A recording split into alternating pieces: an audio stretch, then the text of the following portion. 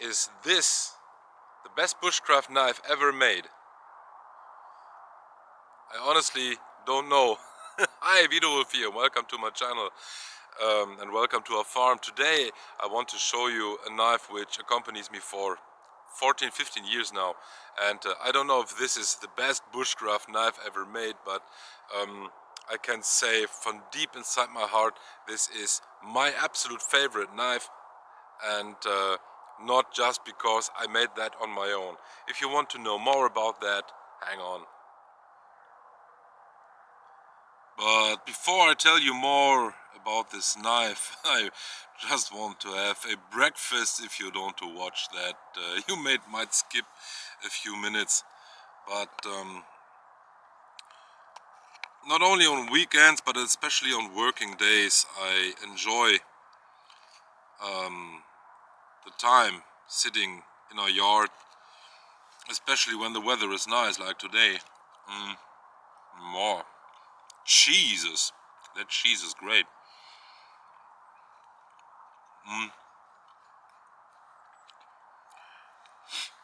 And it helps me to focus on the day. I mean, we have, you might hear it, we have the highway nearby, but I don't hear that anymore, and I just enjoy to sit in our backyard, play a bit with our dogs. Sometimes I make a small fire, cook a coffee over that, or something else, and then I start the day from here. Yeah, when I am at home I always carry a knife. My wife is sometimes mocking me over that, but I guess she also sees the advantages of that. Have you ever realized that some styles of cheese fits perfectly well with coffee?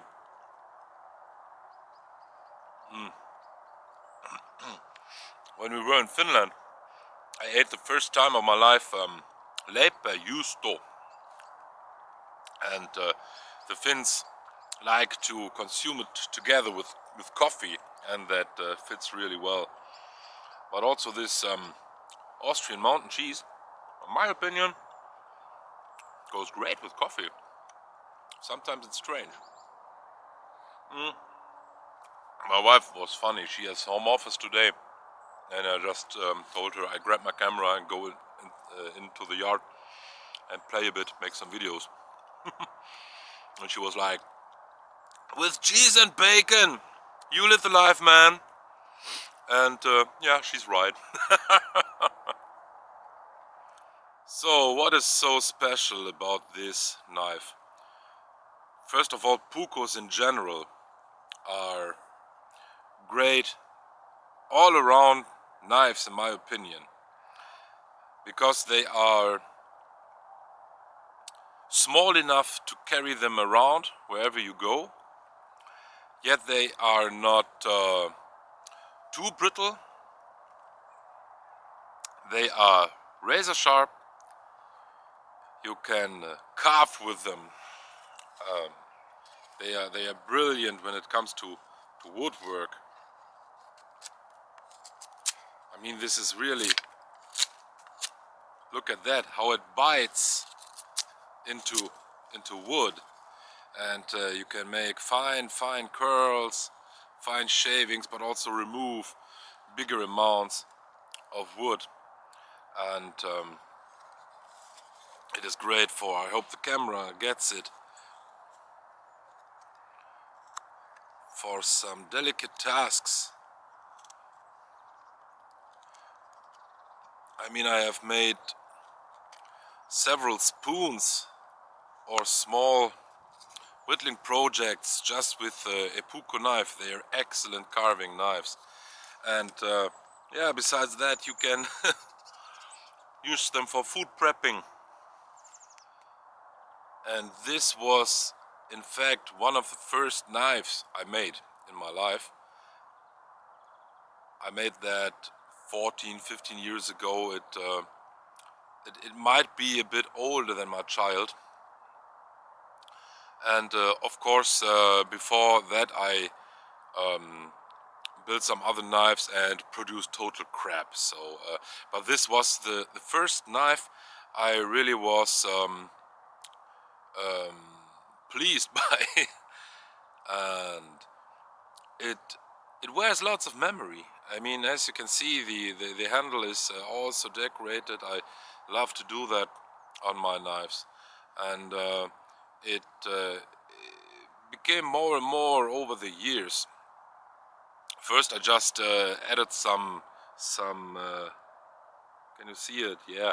First, I added some runes on it, and then later some archery symbolism, and I really love that Bronze Age rock art you find all over Scandinavia, and I was inspired by this, and yeah, and I added some sun symbols and dancing people and symbols of frugalism.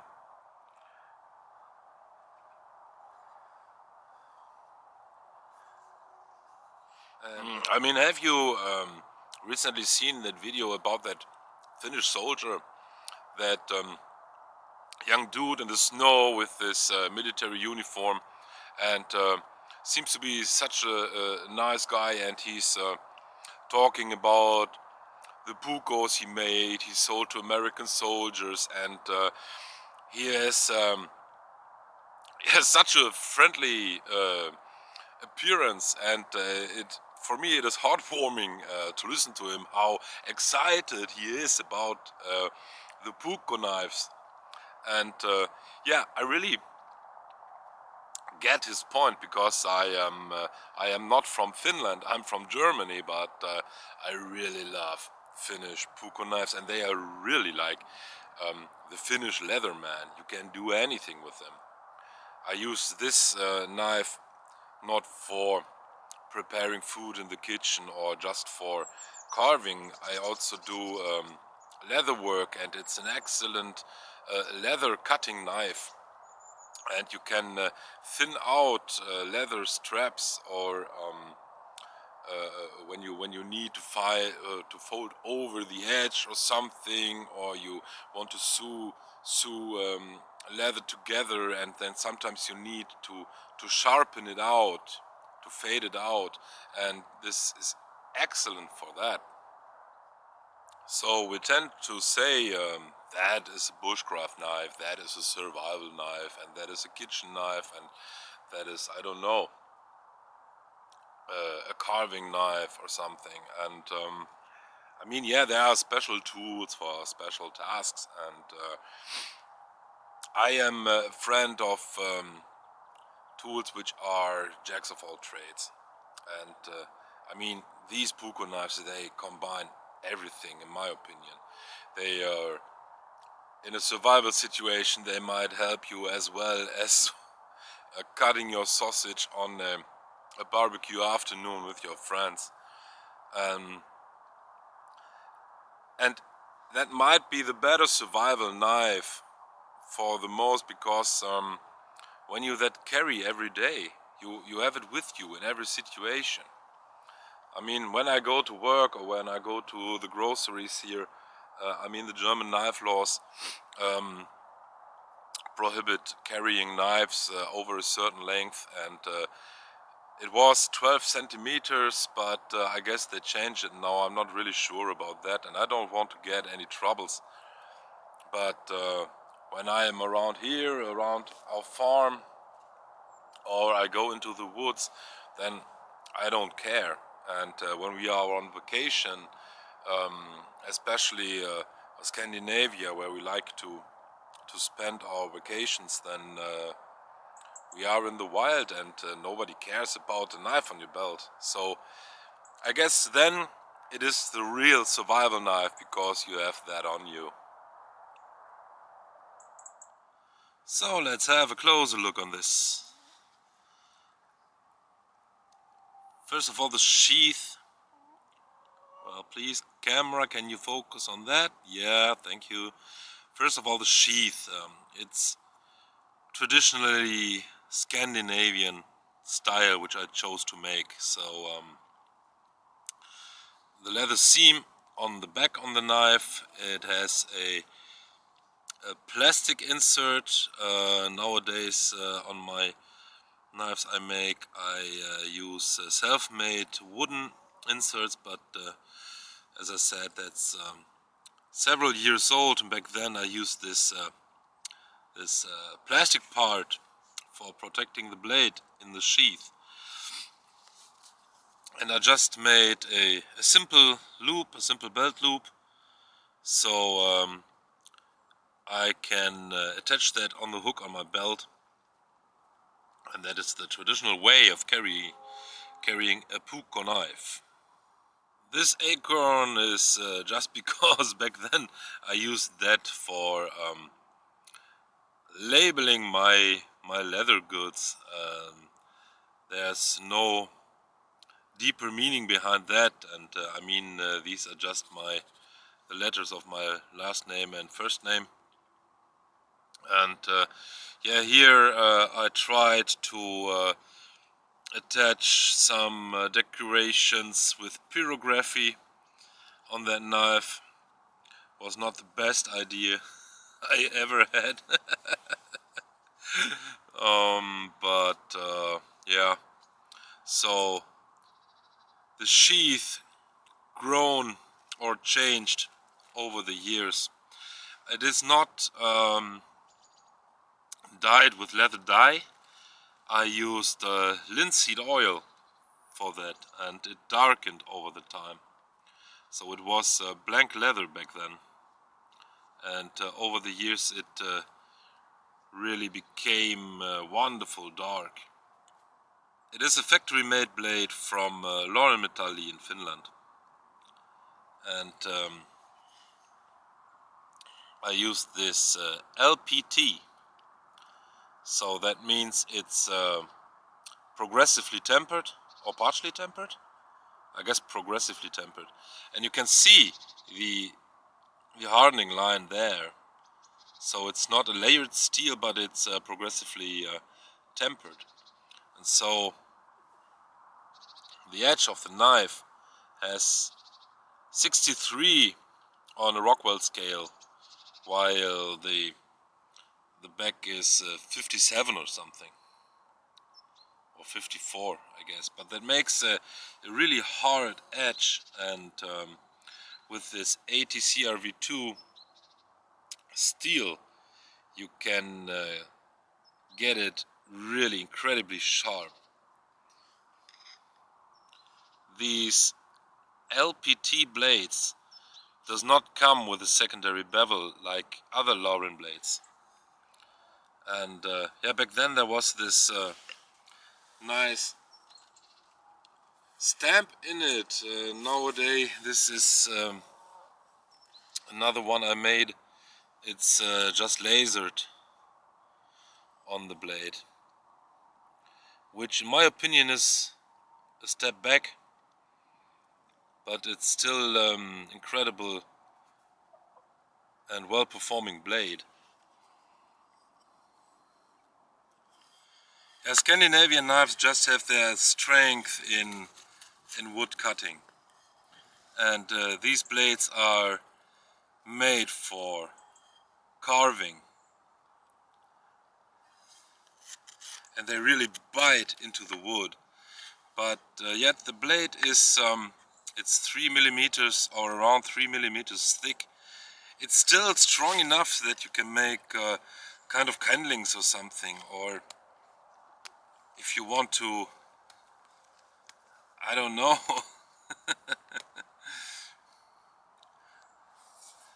to get something out of the wood, harvesting a mushroom or fat wood or something, you can do it with that blade. And you can also, but please pay attention while doing that, because the Scandinavian knives don't have a guard. So when I do this kind of task with a knife, I put my thumb on the top so I can't slip off, right?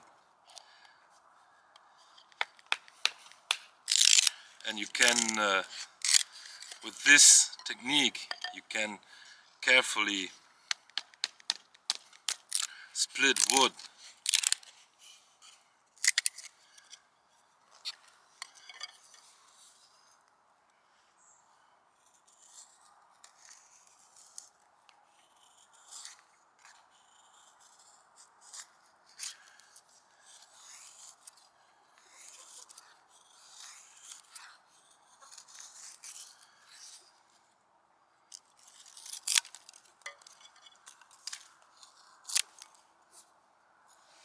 And also when you use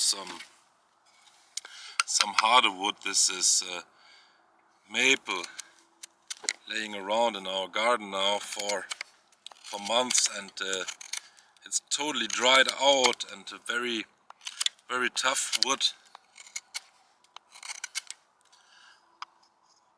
but it also cuts well with harder wood.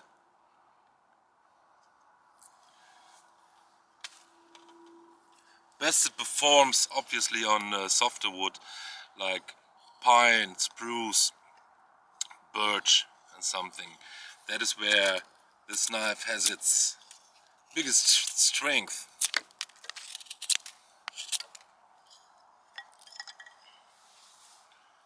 So, and as I mentioned, everybody has its own needs, and many people want their bushcraft knife to be able to do heavier tasks like batoning or something. I don't lay the focus on that with my knives. I mean, for me it's totally okay when I have a thinner piece of wood and I just can split it with my knife and my palm.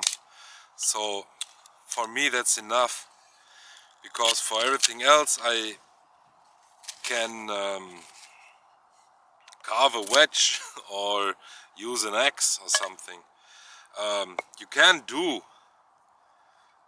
batoning with these Puukko knives, but I would not really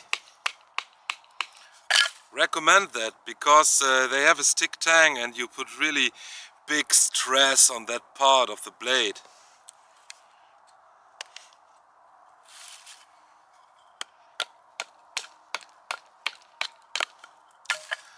So, and I don't want to abuse my knives that way. That was just now for showing. Oh, and please don't ever make the mistake, if a knife stuck in a piece of wood, to grab the wood like that and try to pull out the knife. Oh man, I really have badly injured my finger that way. I learned it the hard way. If a knife stuck, try to turn around and do it that way, and not try to bend it out of the wood. That might be not the best idea for your flesh. And as with all my Scandinavian knives, since I'm right-handed, I love to wear them on the left side with my belt hook, so it's easily taken on and off. And I always grab the sheath with the left hand and pull out the knife with the right hand. And when I make my own sheath, I really see or take care that the knife won't easily fall out of it, so that you really need both hands to remove it, because this style of knife is dangling a bit on the belt, and if you move, you don't want to fall your knife out, or it slips half out of the sheath and you don't pay attention and grab into that sharp blade. So that's the way I like to carry my knives. Yeah, so far to that knife. Thanks for watching. I hope you liked this video, and please feel free to watch my other videos too, and I am looking forward to read your comments and your thoughts about the stuff I make, about the videos I make. And I would appreciate if you have a look at my website, ulfgard.com. I put the link down there in the description. And that's not that much online now, but it's frequently growing, and I want to share my experience there, and the things I make, and the things which make our life so enjoyable here on our farm. So stay safe, and see you the next time.